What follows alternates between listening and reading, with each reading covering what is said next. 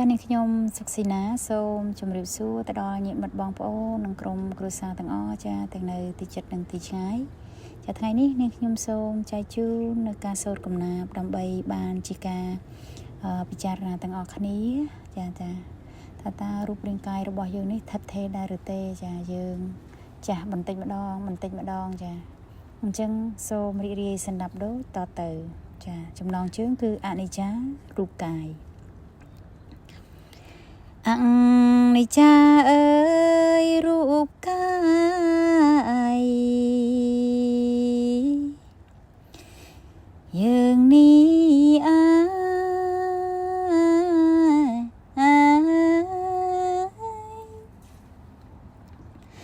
សង្ខារតាំងតា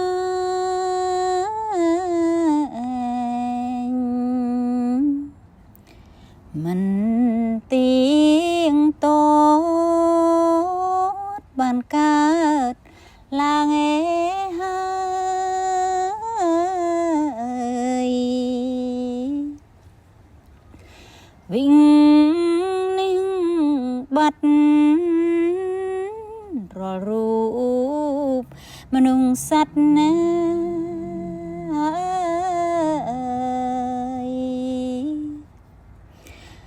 សឹងដូចគ្នាខណ្ឌ5រមែងតែងមានទុក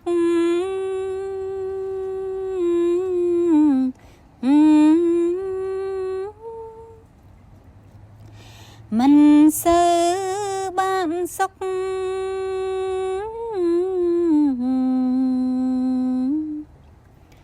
សពវេលាកើតចាំងឈឺស្លាប់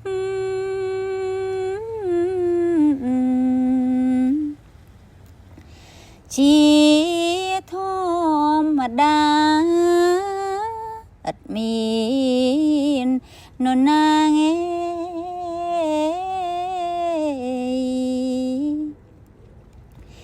កិច្ចវិញបានអនត្តារូបនេះគ្មានមក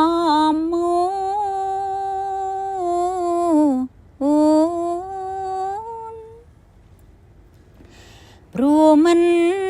មែនខ្លួនមិនមែនប្រាថ្មិញបាក់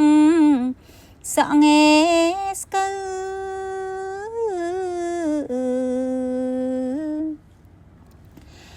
ខត់មិនបានកើតក្តៅពុំសាណេ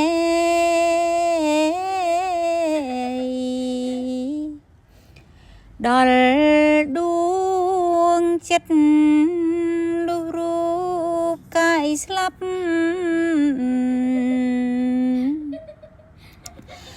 ទៅជាកម្មា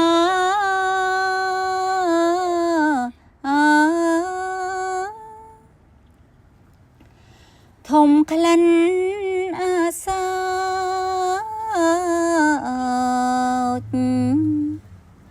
ស្អុយពេកប៉ិតកំរណយណា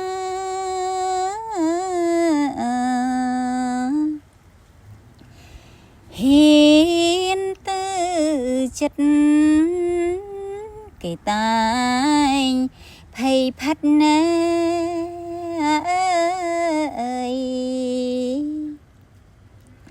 ខ្ពើមគ្រប់គ្នាមិនហ៊ានទុកក្មានៅយូរថ្ងៃ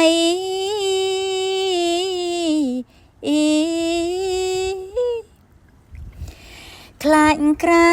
ងចង់រៃ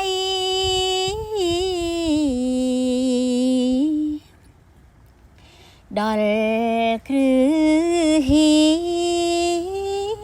យកទៅកប់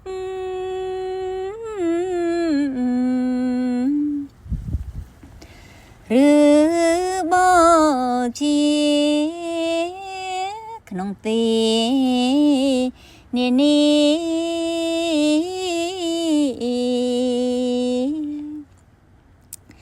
ជាឋានស្ងាត់ពួកមិត្តសំឡាញ់សាច់ញាតិផៅអើយសឹងតាសុំសើសោយសោកក្តាត់ជុំស្ដាយរូបេកាយបី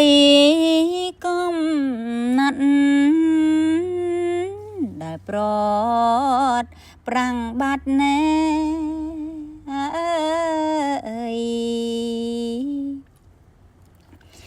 ចាក់ស្នេហាសង្ខាសពសិន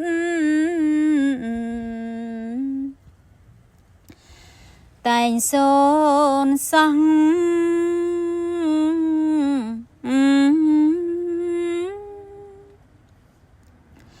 សូនរូ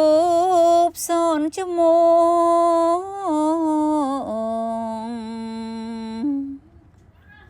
ยุงสังกะดาសូនកូនសូនเอใจ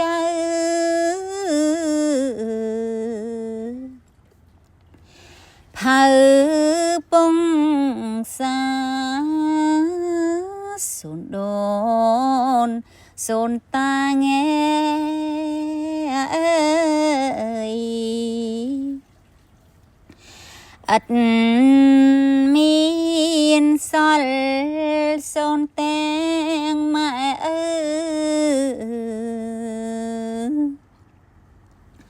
ប្តីប្រពន្ធ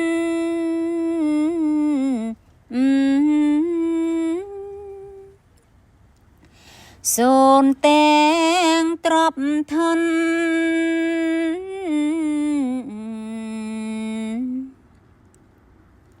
លបកានកលរលីជាដី